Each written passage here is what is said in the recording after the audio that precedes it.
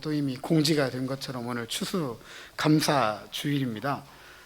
추수감사주일은 1620년에 영국의 청교도가 신앙의 자유를 찾아서 메이플라워를 타고 미국에 정착하고 다음 해인 1621년 첫 수확을 맞아서 하나님께 감사 예배를 드린 것에서 유래를 합니다. 그리고 성경적으로는 추수와 관련된 구약의 맥추절, 수장절에서 찾아볼 수 있습니다. 우리나라에서는 보편적으로 모든 교회가 7월 첫째 주에는 맥추감사절, 11월 세 번째 주일에는 추수감사절로 지킵니다. 무엇보다 이런 추수와 관련된 감사절은 개인적인 감사가 아니라 공동체적인 감사이다라는 것을 우리가 좀 유념해서 기억해야 되겠습니다. 다시 말씀드리면 감사는 나만 좋은 것이 아니라 너, 우리 모두에게 좋은 것이어야 하고 그것은 함께 고백할 수 있는 것들이어야 한다라는 것입니다.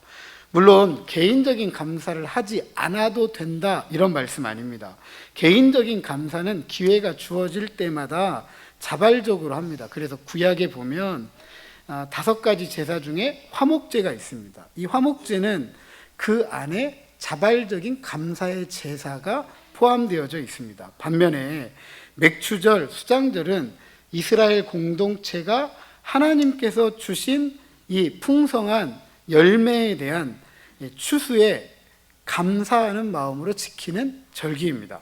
그래서 오늘 우리가 함께 모여 지키는 추수감사절 역시 하나님께 나아갈 때 우리가 약속의 교회 공동체의 이름으로 하나님께 나아가는 그런 감사절이 되어야 할 줄로 믿습니다. 그렇다면 우리가 함께 하나님께 나아갈 감사의 제목들은 어떤 것이 있을까? 너도 나도 우리가 함께 고백할 수 있는 감사는 어떤 것일까? 무엇을 감사할 때 우리는 함께 하나님 앞에 나아가는 것일까? 이런 질문을 가지고 말씀을 살펴보고자 합니다. 바울은 빌립보서를 통해서 약속의 교회 공동체가 복음 안에서 교제하기 위해 주 안에 굳게 서야 된다라고 권면을 합니다. 그러면서 주 안에 굳게 서기 위해서 첫 번째 같은 마음을 품으라 라고 합니다. 그리고 오늘 본문을 포함된 9절에서는 주 안에서 기뻐하라고 하였습니다.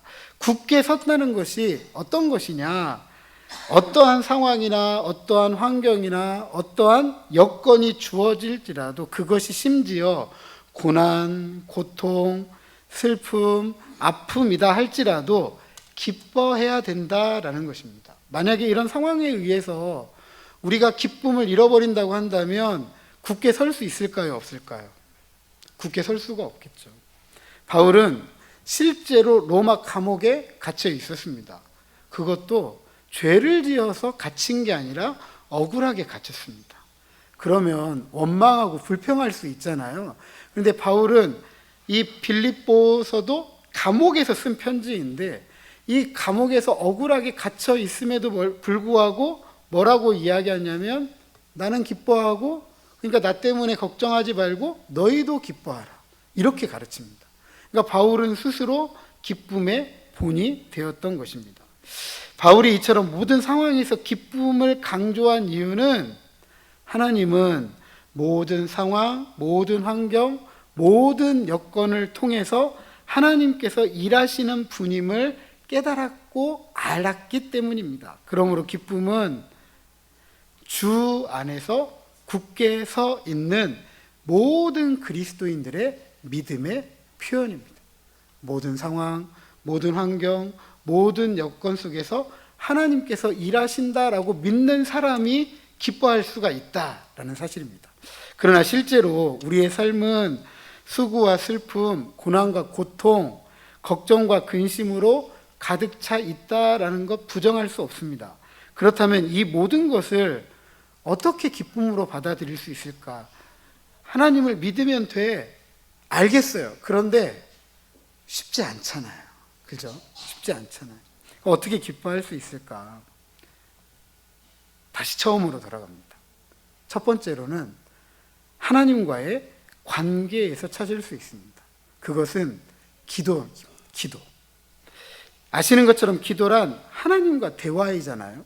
이 대화는 우리들의 삶의 간청, 간구가 담겨져 있고 하나님은 우리의 간청, 우리의 간구에 삶을 변화시킬 수 있는 능력이 무엇인지 깨닫게 하십니다. 그렇다면 기도를 통해서 수고와 슬픔, 고난과 고통, 걱정과 근심으로 가득 차 있는 우리들의 삶을 변화시키고 그 결과로 기쁨을 받아 누리게 되는 것입니다.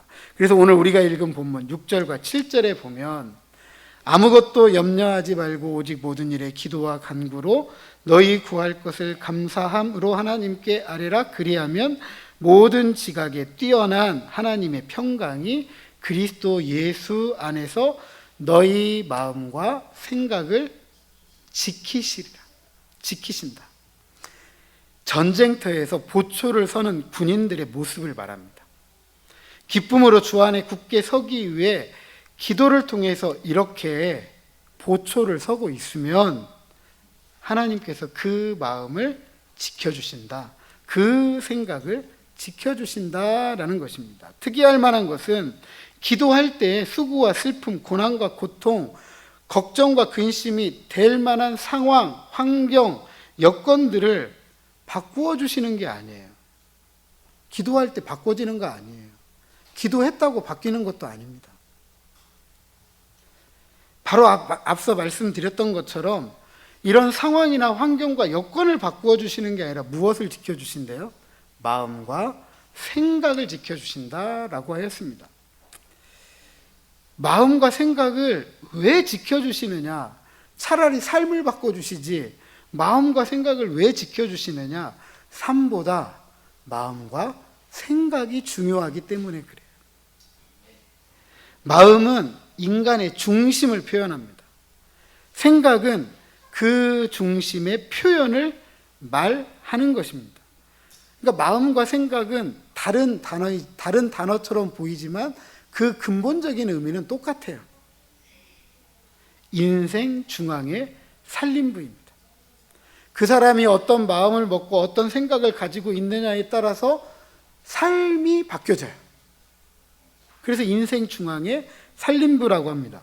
그래서 마음과 생각은 늘 하나님이 임재하시는 곳이기도 하지만 사단의 공격의 대상이기도 하죠. 잠언 4장 23절에 보면 무릇 지킬 만한 것보다 더욱 내 마음을 지키라. 생명의 근원이 이에서 난다라고 했습니다. 이처럼 하나님께서 마음과 생각을 지켜주시는 것은 삶을 능력 있게 변화시킬 수 있는 근본적인 힘이기 때문입니다. 그러므로 오늘도 수고와 슬픔, 고난과 고통, 걱정과 근심으로 가득 차 있는 우리들의 삶을 변화시킬 수 있는 마음과 생각을 하나님의 평강으로 지켜주세요라고 기도해야 되고 우리의 삶에 하나님을 파수꾼으로 세워서 기뻐함으로 주 안에 굳게 서는 저와 여러분 우리 모두가 되시기를 주님의 이름으로 축복합니다. 그런데 이렇게 기도할 때 어떻게 아뢰라고 했죠? 감사함으로 아뢰라고 했습니다. 감사함으로. 기도를 통해 수고와 슬픔, 고난과 고통, 걱정과 근심으로 차 있는 우리들의 삶을 변화시키고 그 결과로 기쁨을 주신다라는 것 알겠어요. 그런데 우리가 어떻게 이 사실을 믿을 수 있느냐는 거죠. 사람은 눈에 보이는 대로 생각하고 눈에 보이는 대로 말하고 눈에 보이는 대로 살아가잖아요. 마음과 생각이 중요하다고 하지만 믿음이 중요하다고 하지만 눈에 보이는 것 앞에서 다 무너지지 않습니까? 그러잖아요. 그럼 어떻게 그걸 믿을 수 있냐는 거죠. 감사함으로 하나님께 아뢰면 하나님께서 그런 모든 상황, 환경, 여건들을 그 하나님이 지켜주신다라는 것을 우리가 믿을 수 있느냐는 거죠.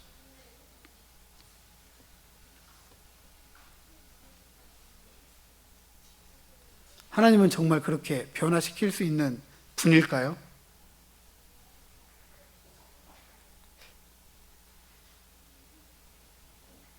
어떻게 해야 되죠? 그런 하나님 우리는 정말 믿을 수 있을까요? 네. 그 하나님을 믿으려면, 그렇게 상황이나 환경이나 여건이나 바꿔주실 수 있는 분이다라는 것을 믿으려면 하나님이 어떤 분이신지를 알아야 확실하게 믿을 수 있겠죠. 우리의 이 믿음은 우리가 항상 고백하는 신앙 고백, 사도신경을 통해서 알 수가 있습니다. 오늘 우리 예배 처음에 찬송가 621장 부르시고 신앙 고백했잖아요. 신앙 고백이 뭐죠? 내가 이렇게 믿습니다라고 고백하는 거예요. 사도신경은 우리가 무엇을 믿는지 고백하는 내용들이 기록되어져 있습니다. 이 고백을 통해서 우리가 왜 감사해야 하는지, 감사로 기도해야 되는지, 그리고 우리가 감사함으로 기도할 때 우리의 기도가 왜 응답받는지를 알 수가 있습니다. 그리고 확신하게 됩니다. 하이델베르그 요리문답에 따르면 사도신경은 삼위 하나님, 성부 하나님, 성자 하나님, 성령 하나님과 관련해서 세 부분으로 나누고 12항목으로 나누게 됩니다. 첫 번째 항목은 성부 하나님에 대한 고백입니다. 성부 하나님은 우리의 창조와 관련해서 우리가 전능하신 아버지라고 믿습니다. 우리는 우리의 아버지 하나님이 무엇을 만드신 분이다? 천지를 만드신 분이다. 천지를 만드실 정도로 전능하신 하나님이다. 그런데 그 하나님이 우리의 무엇이 되신다? 아버지가 되신다. 아버지가 되신다. 그렇다면 아버지가 되신 하나님이 행하시는 모든 일이 다 누구를 위한 일이죠? 누구를 위한 일입니까? 자녀를 위한 일이죠. 우리는 하나님을 아버지로 섬기는 하나님의 자녀들이고, 그 아버지가 행하시는 모든 일들은 자녀들을 위한 일이기 때문에 결국 하나님이 행하시는 모든 일들은 나를 위한 일, 우리를 위한 일입니다. 그래서 마태복음 7장 11절에 보면 너희가 악한 자라도 좋은 것으로 자식에게 줄 줄 알거든 하물며 하늘에 계신 너희 아버지께서 구하는 자에게 좋은 것으로 주시지 않겠느냐 라고 반문합니다. 전능하신 아버지 되신 하나님께서 행하시는 모든 일들은 자녀에게 좋은 것을 주시고자 하시는 것이다 라는 사실입니다. 그래서 우리는 여전히 수고와 슬픔, 고난과 고통, 걱정과 근심으로 가득 차 있는 삶을 살아간다 할지라도 하나님께서 이 모든 것들을 섭리해서 가장 좋은 것을 주시는 분이다라는 것을 확신하고 기도할 때 가장 좋은 것을 받아 누리게 되는 줄로 믿으시기 바랍니다. 두 번째 항목은요, 우리의 구속과 관련된 성자 하나님에 대한 이야기입니다. 예수 그리스도와 관련해서 총 6항목으로 구성되어져 있습니다. 성자 하나님은 하나님의 독생자 예수 그리스도 우리의 주가 되십니다.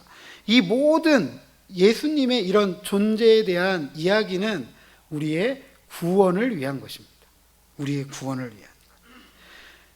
우리를 구원하시기 위해서 하나님께서 자신의 독생자 외아들을 우리에게 내어주셨고, 예수로 주셨고, 그리스도로 주셨고, 우리의 주로 주신 것입니다. 그리고 이 목적에 맞게 성자 하나님은 사람이 되셨습니다. 우리를 구원하기 위해 율법에 순종하셨고, 모든 인류의 죄에 대한 하나님의 진노를 자신의 몸과 영혼에 짊어지시고, 그 저주로부터 우리를 구원하기 위해 고난받는 종 십자가 위에서 죽으셨습니다. 빌라도 아래에서 재판을 받았어요. 우리가 하나님 앞에서 재판받지 않을 이유가 바로 예수님께서 이 땅에서 이미 재판을 받으셨기 때문입니다. 그리고 심지어 우리는 죽음 이후에 어떠한 일이 일어날지를 몰라요. 그렇죠? 그래서 사람들이 많이 두려워합니다. 그런데 예수님은 우리가 죽음 이후에 어떤 일이 벌어질지 우리는 알지 못하지만 예수님은 그 곳까지 내려갔대요. 그래서 예수님께서 우리를 죽음 이후에도 도우실 수 있는 분이다라고 우리는 고백합니다. 뿐만 아니라 그 예수님은 죽음으로 끝내지 않고 부활하시고 승천하시고 하나님 보좌 우편에 앉아 계십니다.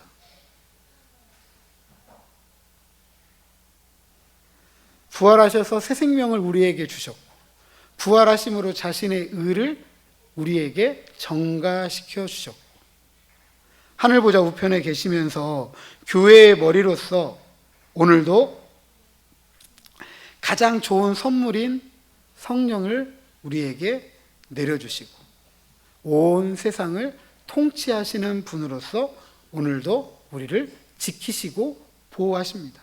그리고 저 세상 끝날에 재림에 오시는데 그 이유가 심판하기 위해 오신다라고 하였습니다. 그 심판은 누구를 위한 심판이냐 하면 억울하고 억압당하는 사람들을 돕기 위한 심판입니다. 그래서 우리는 하나님의 응답을 확신하면서 감사함으로 아뢰일 수 있는 것입니다. 마지막으로 우리의 구속과 관련해서 성령 하나님께서 앞서 이루셨던 성부 하나님의 구원의 계획, 성자 하나님께서 그 계획을 실행하셨던 그 일 한 가지 한 가지를 우리 각 사람에게 적용을 시켜주십니다. 하나님께서 계획하셨던 구원의 목적을 예수님께서 실행하셨고 그 실행한 일을 통해서 우리 각 사람에게 구원으로 이끌어 주시고 구원의 은혜를 받아 누리도록 성령 하나님께서 일하신 것이죠.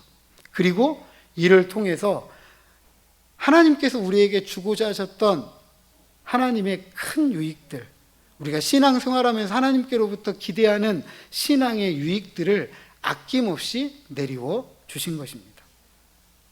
그럼 우리가 우리의 구원을 위한 이 삼위 하나님의 놀라운 구원의 일을 믿는다라고 한다면 비록 우리가 수고와 슬픔, 고난과 고통, 걱정과 근심으로 가득 차 있는 삶을 살아간다 할지라도 우리는 감사함으로 기도할 수 있고 감사함으로 기도할 때 반드시 하나님은 우리 삶 가운데 잃어버렸던 삶의 기쁨과 평안을 회복시켜 주실 줄로 믿습니다.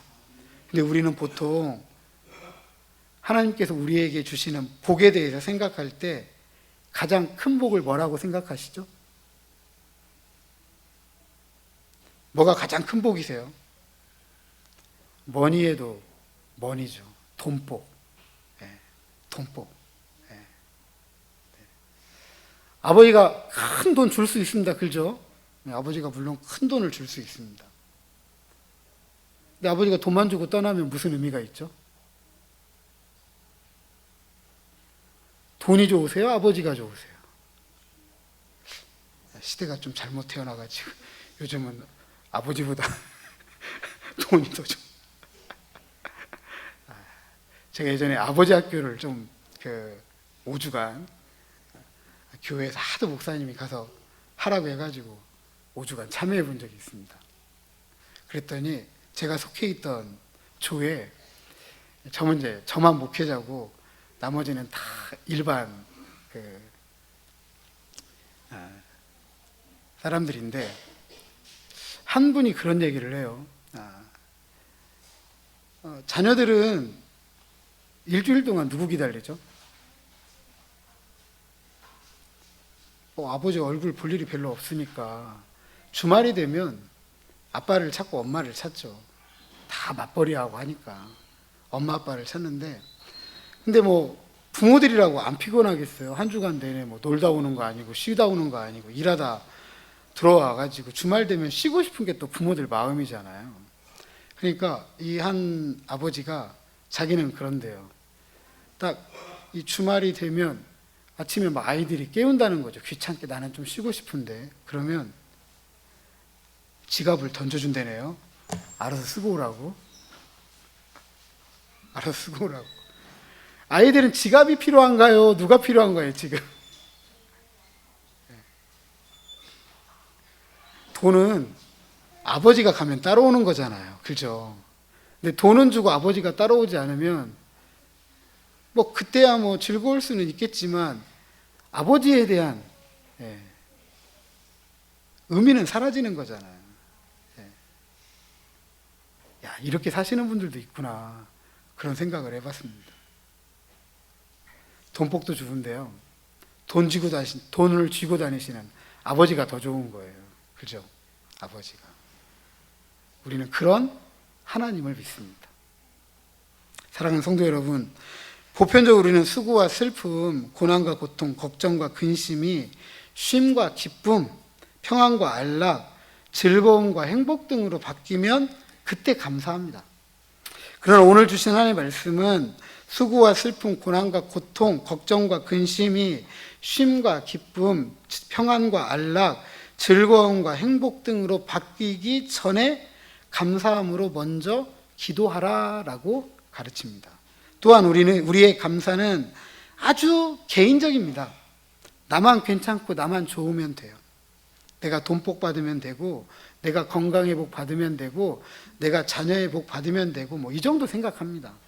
이와 같이 나하고 관계된 일이나 사람들만이 좋을 때, 괜찮을 때 감사의 제목을 삼을 정도로 참 이 감사에 대해서 편협하고 이기적이죠. 물론 나하고 관계된 일이나 사람들만이 좋을 때, 괜찮을 때 감사해야 돼요. 이런 감사도 성경은 인정합니다. 그러나 우리가 함께 지켜야 될 감사절은 나하고 관계된 일이나 사람들만이 좋고 괜찮을 때의 문제가 아닙니다. 나도 좋고 너도 좋고 우리와 관계된 일과 사람이어야 합니다. 그리고 그것은 우리의 구원과 관계된 것입니다. 이 문제는 모든 인류의 문제이기도 해요. 삼위 하나님은 모든 인류와 관계된 이 구원의 일이 자신의 모든 것을 걸 정도로 중요합니다. 그걸 어떻게 알 수 있어요? 자기 자식을 세상에 내어주셨잖아요. 자식을 세상에 내어주는 건 결국 뭐 한 거예요? 자신의 모든 것을 거기에 내건 거죠. 이처럼 성부 하나님은 인류의 큰 구원의 그림을 그리셨고, 성자 하나님은 이 그림을 직접 채색을 했고, 성령 하나님은 이 그림을 우리가 보고 누릴 수 있도록 우리를 이끌어 주십니다. 우리는 이 모든 구원의 유익을 믿음으로 받아들이게 됩니다.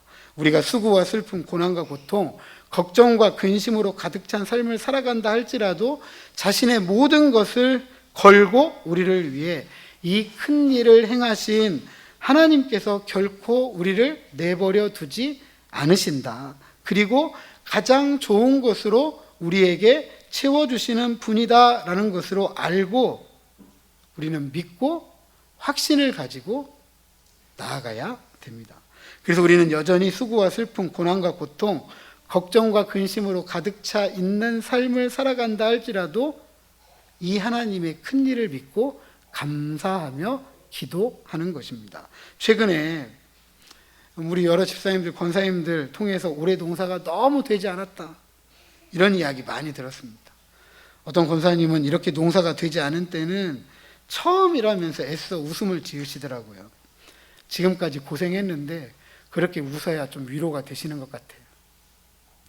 물가는 하늘 높은 줄 모르고 오르고 삶은 갈수록 위축되고 줄어들고 힘들다라고 하는 이야기가 이곳저곳에서 신음이 된 지가 오래되었습니다. 그리고 많은 사람들이 이 삶의 자리를 잃어버리고 있습니다. 괜찮다 괜찮다 계속 이야기하는데 오죽하면 보수 농객인 전원책 씨가 나와가지고 뒷골목 가보라고 이야기하겠어요. 뒷골목 가보라고. 줄폐업입니다. 줄폐업. 줄폐업. 이런 세상 속에서 우리가 살아가고 있고요, 우리 자녀들이 살아가고 있고, 약속의 교회 공동체도 함께 살아가고 있습니다. 나만 힘든 게 아니라 너도 힘들고 우리 모두가 힘든 시절을 견디고 있습니다. 바로 이때가 우리가 감사함으로 앓을 때입니다. 왜냐하면 우리의 이런 삶을 누가 아신대요? 하나님께서 아시고, 하나님께서 아버지가 되셔서 그의 능력을 통해 우리를 위해서 자신의 모든 것을 걸고 가장 좋은 것을 주시는 분이다라고 알려주셨기 때문입니다. 그리고 그 일을 친히 행하실 것입니다. 이 하나님을 믿고 분명하고 확실하게 그리고 감사함으로 아뢰어서 응답받을 때에는 마음의 평안을 통해 세상을 넉넉하게 이기며 살아가는 저와 여러분, 명덕의 온 가족들 되시기를 주님의 이름으로 축복합니다. 옆에 있는 분들의 손을 한번 꽉 잡으시고요, 이렇게 한번 권면하시죠. 감사함으로 기도합시다. 한 번 더요. 감사함으로 기도합시다.